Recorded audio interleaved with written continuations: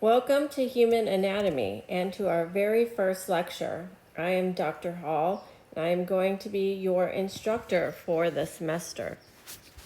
All right, so today I'm going to do a little introduction and begin to talk to you about the terminology that we use in anatomy. So, anatomy is the study of body structures and their physical relationship to other structures. All right, and there are two types of anatomy that we're going to be looking at. We're going to study gross anatomy, which is visible to the unaided eye, so we don't need a microscope for gross anatomy. And then we are going to be looking at microscopic anatomy. And this is where we're going to spend some time in the lab looking under the microscope to be able to see things at the cellular level. Okay, so we are going to be studying both gross anatomy and microscopic anatomy. And many of the anatomical terms that we are going to be using throughout the course are actually based on the Latin language. And what this does is it provides a standard nomenclature worldwide so that we are able to talk to physicians and nurses all around the world, and that we are using the same language to do so. You will subsequently take physiology, and that physiology is the study of normal functioning of living organisms. So you will learn all about more of the why and how things work, whether they're the chemical processes or the physical processes, and you will learn that in physiology, okay? But this class will give you a really good introduction and backbone to begin to study all of those chemical processes. And they are very complex, and they are more difficult to study compared to anatomical structures. So the hope is that this class will set you up and give you the foundation you need to begin to study the physiology. Another theme that you will find throughout anatomy is something called structure-function relationships. And we'll be talking about this throughout the course. And for example, what do I mean by this? So on this left side here, you see a picture of a cell, okay? This particular cell happens to be one that is found in the intestinal lining. And it has a specific structure on the surface of the cell called microvilli. Okay, that's what all of these are right here. All right, and what microvilli do, because it is so important in the intestine, which of course we're going to take a closer look at later, is that we are able to absorb nutrients. And so we need a lot of surface area on that particular cell to absorb nutrients. So instead of the cell just having a flat surface like this, it has all of these microvilli coming off of the surface. I'm a horrible drawer, by the way. So you can see these microvilli right here, all on the top of the surface of this cell. And this structure, and you can see here is a magnified, highly magnified view of that on the scanning electron micrograph, which is shown here. And it also has color added to it to highlight all of these microvilli right here. And again, this increases the surface area of the top of the cell so that we can really absorb nutrients.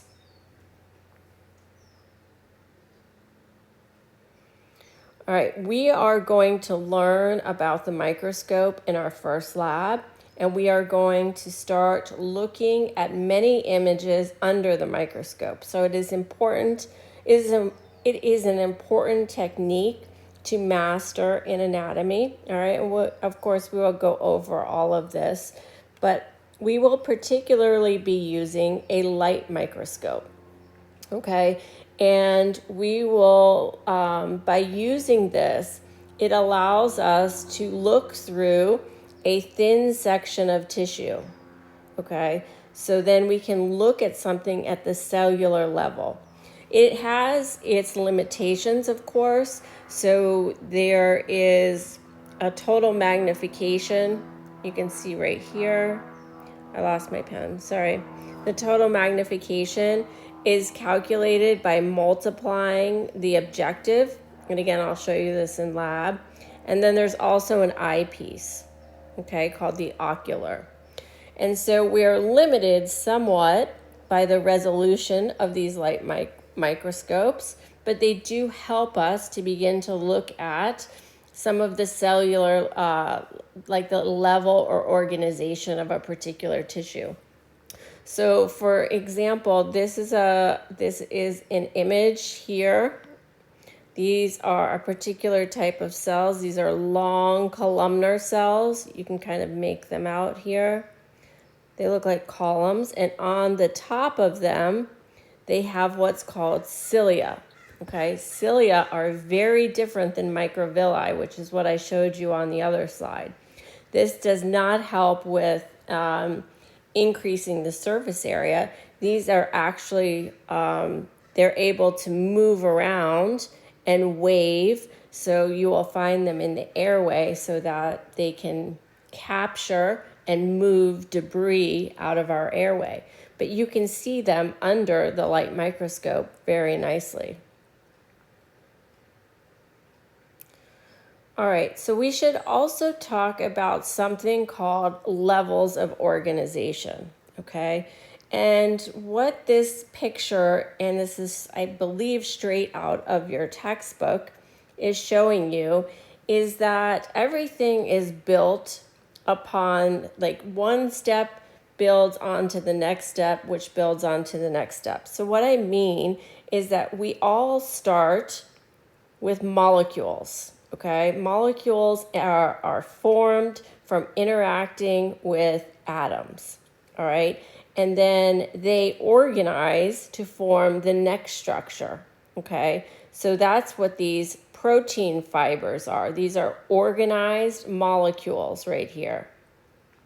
And then the molecule, or these proteins, can also organize, and then each level is built on the next, okay? So for instance, depending on the way they are organized, you can get different structures. So if they're organized in this particular way, they're organizing into muscle cells, okay? But if they organize in a different way, per se, you can get a different type of cell, all right? And then depending on how these cells organize, you can move on to more of a cellular level. So these proteins will organize to form cells. The cells will then organize to form different types of tissues, okay? And then from the tissues, we can organize again to form different types of organs, okay? So in this example, we formed a heart, but all of this gets built on the step before it. And then what happens is we can form organ systems, all right? And I'm gonna go over some of the organ systems that we're going to be talking about throughout the course.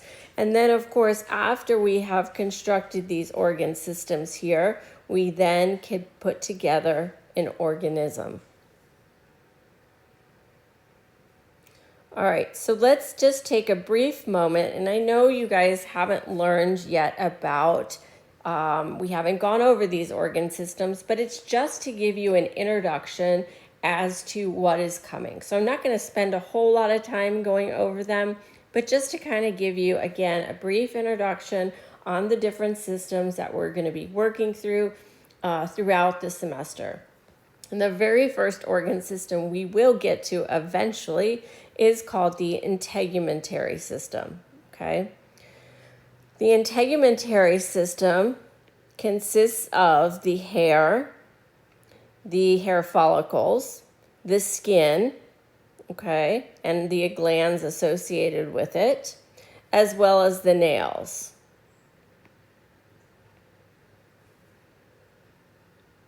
We will then move into the skeletal system, okay? And the point of the skeletal system is to provide support for our bodies, protect our tissues. There's also some storage of minerals that happens within bone. And all of our blood cells are made within the skeletal system. All right, and we will work through the body and go over all the different bones in the body. We will spend time looking at bones in the lab, reviewing all of the features that are on there, okay, because muscle is going to attach to bones. Which brings us to the next system, which is the muscular system. And I usually do these together because they go hand in hand. All right, so the muscular system is what is going to provide movement. It's going to give us some support, and we're going to get some heat generated from muscles. All right, and we will systematically work through all of the muscles of our body. The next system, which we talk about a little bit later in the course, is the nervous system. Okay, so this system helps us to respond to stimuli, especially from the outside environment. And it can coordinate the activities of other organ systems. All right, and there's kind of two parts to the nervous system. We have the central nervous system and we have the peripheral nervous system. Again, we're going to come back to all of this, but I'm just giving you the introduction. The central nervous system has to do with the brain and the spinal cord, and the peripheral nerves, which are pictured in yellow, all of these, have to do with all of the nerves that are coming off of the spinal cord. This next system, the endocrine system, we actually don't spend a lot of time on the endocrine system because there is a lot of physiology involved. So many anatomy instructors save the endocrine system because you will be learning a lot about it in physiology. We will touch on some of it, but not a lot of it, okay? So that has to do with a lot of glands and a lot of hormones that are being released in our body. We will talk about the cardiovascular system, all right? So this is going to be what transports cells and dissolved materials, so that would be blood and the blood vessels. And this can include nutrients, waste, and gases, okay? So the cardiovascular system is usually, we'll talk about the heart, we'll talk about arteries and veins, and we'll talk about capillaries. And we'll spend a couple lectures going over the cardiovascular system. Next is the lymphatic system. This is also a system that's covered in physiology, but I do touch on it in my class. And this has to do with the immune function of our body. So it aids in fighting against infection and diseases. Okay, there's a whole drainage system as well as lymphatic organs such as lymph nodes, spleen, thymus, and then the vessels that transport the fluid. We will talk about that also in anatomy. One of my favorite systems is the respiratory system. This is what is going to deliver air deep in our lungs so that we can exchange our gases. We will be exchanging oxygen for CO2. And we will go over all of the organs and areas involved in the respiratory system, such as the nasal cavity, the sinuses. We'll talk about the vocal cords. The back of the throat is the pharynx, the trachea. We'll then move into the lungs, and we'll talk a lot about the how gas exchange occurs. digestive system is one of the last systems we talk about, and this is how we'll spend actually 2 to 3 lectures talking about the digestive system and going over how we process food and absorb nutrients. And you can see there are a lot of different organs that are involved in the digestive system.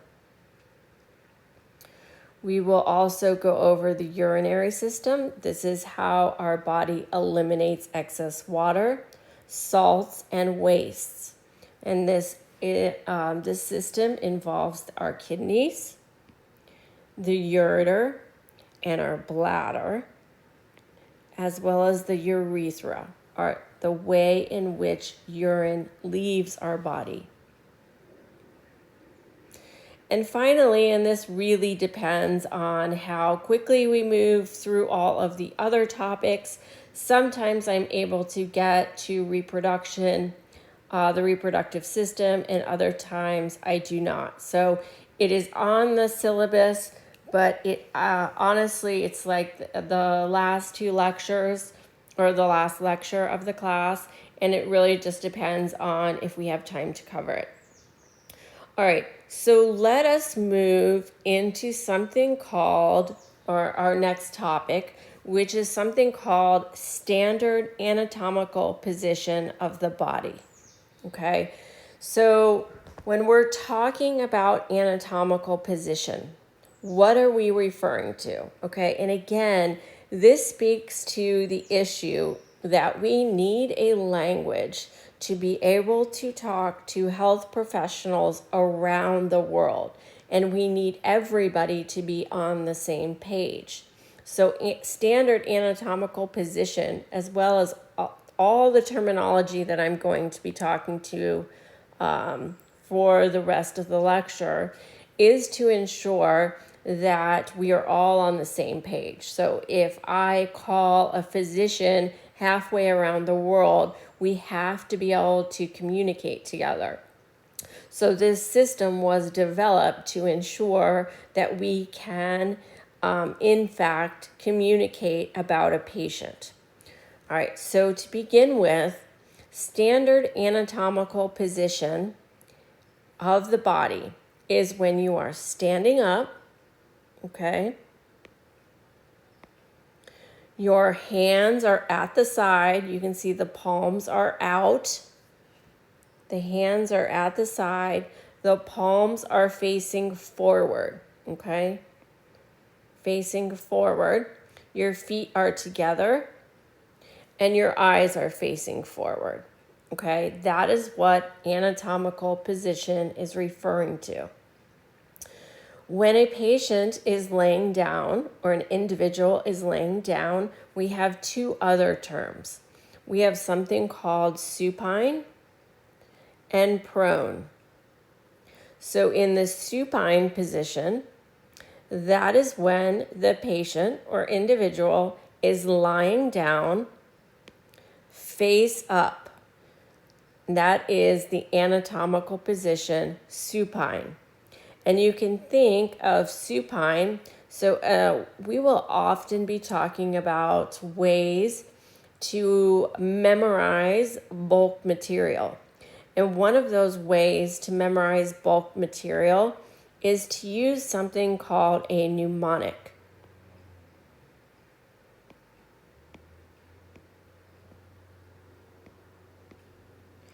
The M is silent. So actually, I'm not even sure there's a U in here. Sorry about that. A mnemonic is a memory device. It is a way to remember information. So what you will find throughout anatomy is it is best to find as many memory devices as you can. So here is a memory device here, supine on the spine. So if you are laying in a supine position, you are laying on your spine and you are therefore face up. If you are laying in the prone position, you are lying face down in anatomical position, okay? We will refer to these two terms here, supine and prone, when we are talking about cadavers. So we have dead bodies in the lab for us to look at. And lots of times we will have one of them in the supine position and one of them in the prone position so that we can study anatomical features on the front of the body and then on the back of the body. All right, so I think I kind of went over this already. I posed the question, why is it important that there is such a thing as a standard anatomical position? And why has this position been agreed upon globally? And again, that brings us to the point that it is very important that we can talk in a professional way to anyone, anywhere around the globe, okay? So that is why this was developed. I'm going to go over many more things that have to do with this standard anatomical position and the terminology that we use. All right, so that topic brings us to this slide here. All right, so all of the regions of our body have anatomical terms to them, okay?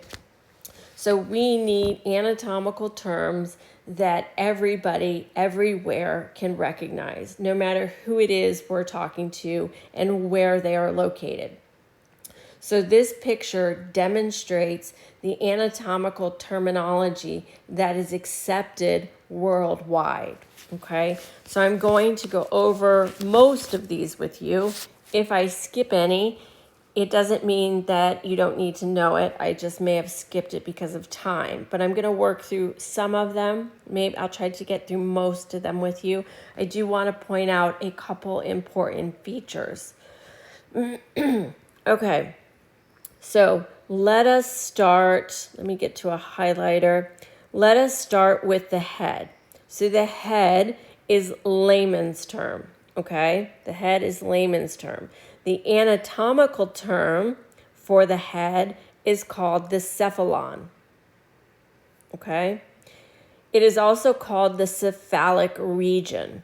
So what we have here is in bold are the nouns, and in parentheses are the adjectives.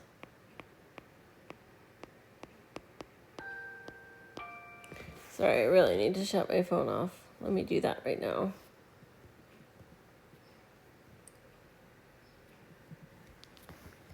Okay, and it doesn't matter to me which one you use, whether you use the noun or whether you use the adjective, but you do need to know one of them. So whichever one you want to choose, that is fine, okay?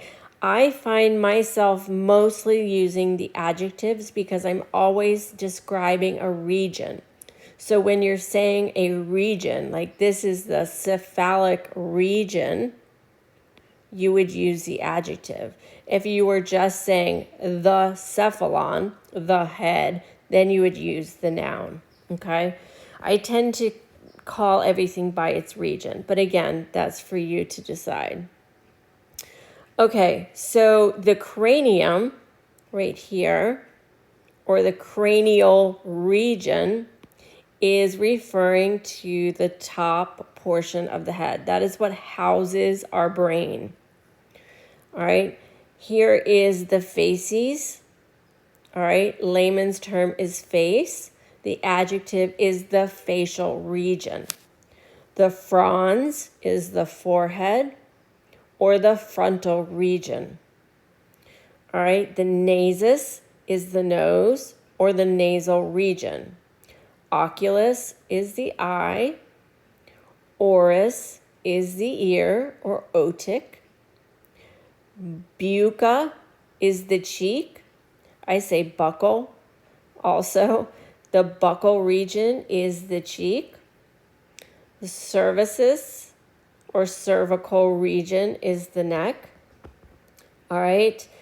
Let's see. The mentis or mental region is the chin. And I would say our very first day in lab, it would be a good idea to start making flashcards, okay?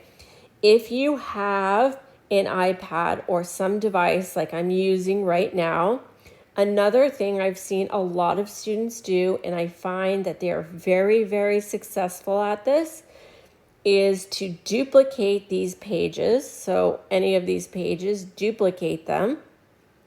White out all the terms, and then so have one image with the terms on there, one images without the terms, and then you continuously try and fill those terms in and quiz yourself over and over and over until you have them memorized. Okay? All right, let's keep going on these terms. The axillary region is the armpit or axilla. The brachium is the arm or brachial. And let me also tell you that it is very important to begin to learn these terms because you will see these terms throughout the entire semester. Because not only do we use them to describe the location or areas of our body, but a lot of times you're going to find that there is a brachial artery, there is a brachial vein, there is a brachial nerve, there is an axillary artery, an axillary vein, okay? So the sooner you memorize them, the better off you're going to be because it's going to keep coming back. Anatomy is one of those things that everything builds upon itself. The antecubitus or antecubital region is this region right here. It is the front of the elbows in the back. The antecubital region is on the front. Here is the antebrachium, antebrachial. The carpus is the wrist. The palmar is the palm area, okay? And we can keep doing this, but I don't want to make this video super long, so we're going to keep on moving along. But again, make sure you know all of these terms. Okay, and again, the same thing here. We have the digits. The thumb has its own term called the pollex. Okay, the femoral region or femur is the upper thigh region. We have the inguinal area, okay, which is near the groin. Here is the manus. The patella is probably familiar with you. That is the kneecap. The crus or crural is the shin. All right, and then we move to the ankle, which is the tarsal region. The hallux is the big toe. And then not only that, but we also have all of the features on the back that you do need to start memorizing. Again, I would say to work on that when we get to lab. That'll be kind of your first major task, is to begin to learn all of these anatomical terms. Okay? All right, so now we're going to talk about abdominal pelvic divisions. All right, this will be another thing that you will work on during lab. So these divisions came to be, so we need a way, again, there's a lot of organs in the abdominal pelvic region.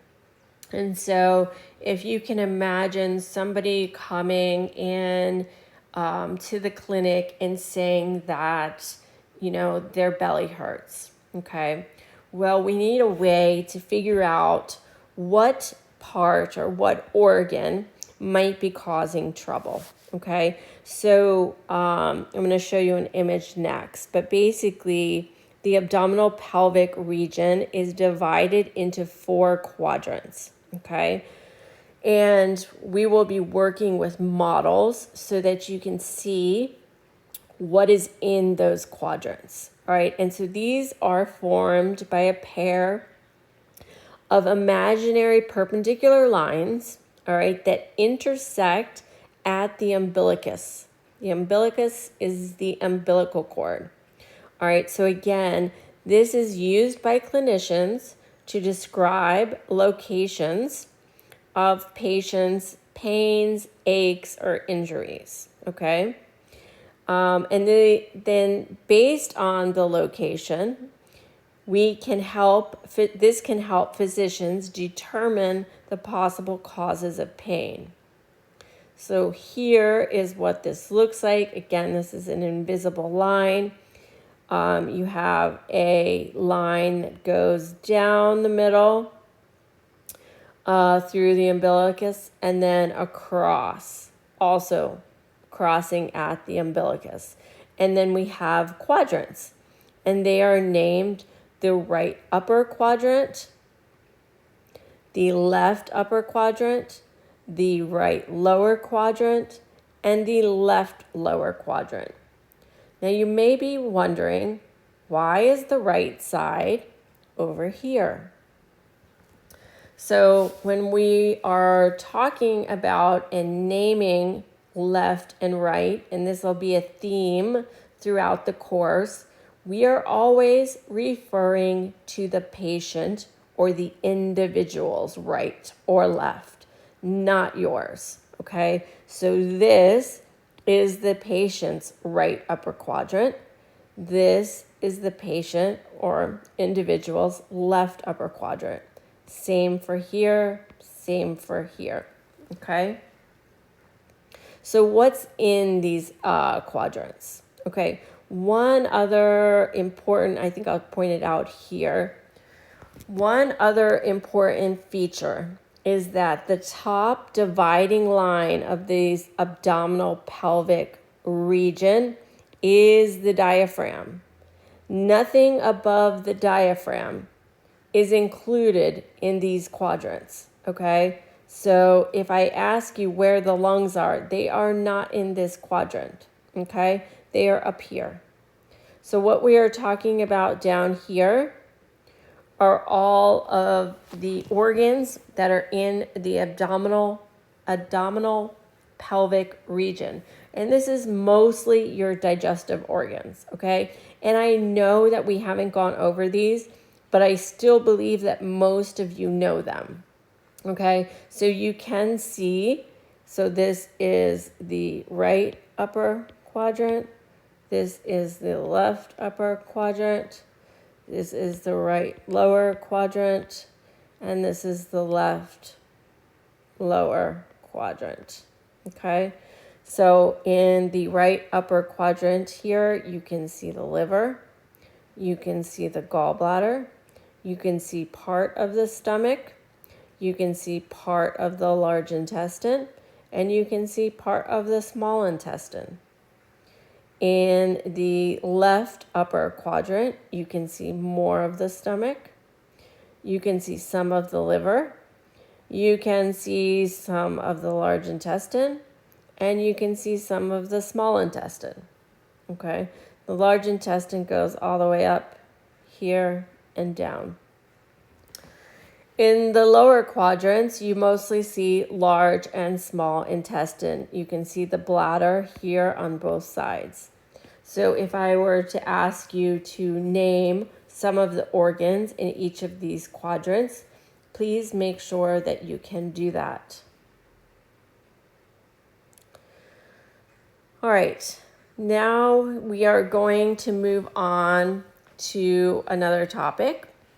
And this is basically, we need a way to be more specific about maybe where an injury occurred. So if an injury happens and a physician or a healthcare provider asks you where it is, we don't want to just say the back of my leg or the front of my leg, right? We need to be a little bit more precise. So we have these directional terms, okay? So these are directional terms.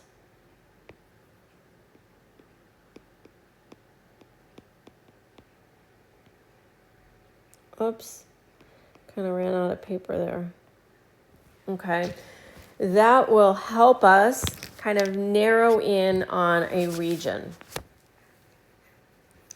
All right, so the other important thing whenever you're looking at a slide is to always know what view you're looking at. So for instance, here is the lateral view. Here, which I haven't told you what anterior means, is an anterior view. But let's go over it. So we're going to start here first. All right, so you're looking at a side view, a lateral view of her. And there are two major terms that I want to talk about first: anterior and posterior. Anterior means towards the front. Posterior means towards the back. There are two other words that mean the same thing, and that is ventral and dorsal. Okay? Dorsal, if you're having a hard time remembering, dorsal means the back. You can think of a dorsal fin, like on a shark or a dolphin. It's on the back. So ventral and anterior both mean to the front. Posterior and dorsal mean toward the back. Okay? And then we have two other sets of terms, here and here. Okay? One of them, well, there's two ways. It's either cranial or cephalic, which means toward the head, or we mean caudal. Caudal means toward the butt, like the torso, the bottom base right here. Okay, nothing beyond there. All right, that's caudal. It does not include the legs, okay? It's just referring to the torso. So something is either toward the head, which is cranial or cephalic, or caudal, which is further from the head, okay? And then let's go over a few other. I think I'm going to break this video up into two, okay, if you don't mind. I have no way to pause this video, which makes me very sad. So I either have to go all the way or I have to stop it. I have yet to figure that out. So let's go over the terms on this side, okay? And there's a few of them. All right, so let's do medial and lateral first, okay? Medial is referring to something close to the midline. And lateral is referring to something further than the midline. Now, I also have to say that these are directional terms, but they're also comparative. So that means you're usually comparing two different regions of the body, okay? So let me give you an example of medial, okay? So if I'm going to say the belly button is medial to the right arm, okay? Because the belly button, the umbilicus, is closer to the midline than the right arm is, okay? So again, the umbilicus is medial to the right arm. The eye is medial to the ear, right? The eye is medial to the ear. Now, would I be correct to say that the eye is medial to the nose? No, that would be incorrect. The nose is medial to the eye, okay? So again, these are comparative terms. They cannot be used by themselves. They are always used to compare to something else, okay? So it is to describe direction. So again, if a patient comes in with an abrasion of some kind, we want to be able to talk professionally in a way that will communicate exactly where the abrasion is. All right, so that is what lateral and medial is. Medial is closest to the midline, lateral is further away. All right, and then let's take on inferior and superior. Okay, I'm kind of going easiest to hardest.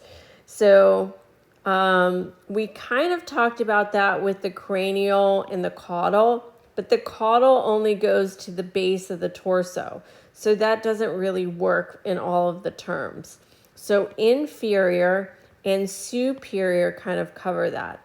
And that brings me to another point to realize that there are certain circumstances where you can use more than one of these directional terms to answer a question, okay? There may not be just one right answer. So think about that when you're working through your lab manual, that sometimes there are several different answers that you can provide. All right, so superior and inferior. Superior is toward the head, inferior is away from the head, okay? So we can think of, sorry, I'm gonna flip my notes to give you some examples. So the feet are inferior from the thighs, okay? The head is superior to the shoulder. Okay, you can come up with lots and lots of examples of this, right? I think the last one I want to go over is proximal and distal, okay? And this does cause a little bit of confusion, but I'm going to try and explain this to you the best way possible. And I'm going to try and keep it simple. When we're talking about proximal and distal, we are referring to limbs, nothing else. This is the best way to describe something on the limbs, okay? So, and with proximal and distal, it has to do with the starting point and a stopping point. All right, so when we're thinking about the limbs, it starts here and it ends down here, right? All right, and so something that is proximal is closest to the point of where it started. Something that is distal is further away from that starting point, okay? So let's think about this. We can label the hand as A, and we'll do the elbow as B. So A is distal to B. Okay, A is distal to B. B is proximal to A because it is closer to this point right here, the starting point. All right, so we use these terms, again, mostly for our limbs. So we can talk about our thumb being distal to the wrist. And then the reverse would be true. The wrist is proximal to the thumb. We can work through this in lab if this is confusing, but please take a minute. I have some additional slides that I can show you more about this proximal and distal. All right, we can work through it with the legs too. The knee is distal from the thigh. The thigh is proximal to the knee. All right, you just have to keep practicing and practicing and practicing to begin to understand all of these terms. All right, I think I'm going to pause it here, or I'm going to make a separate video to go over these other directional terms.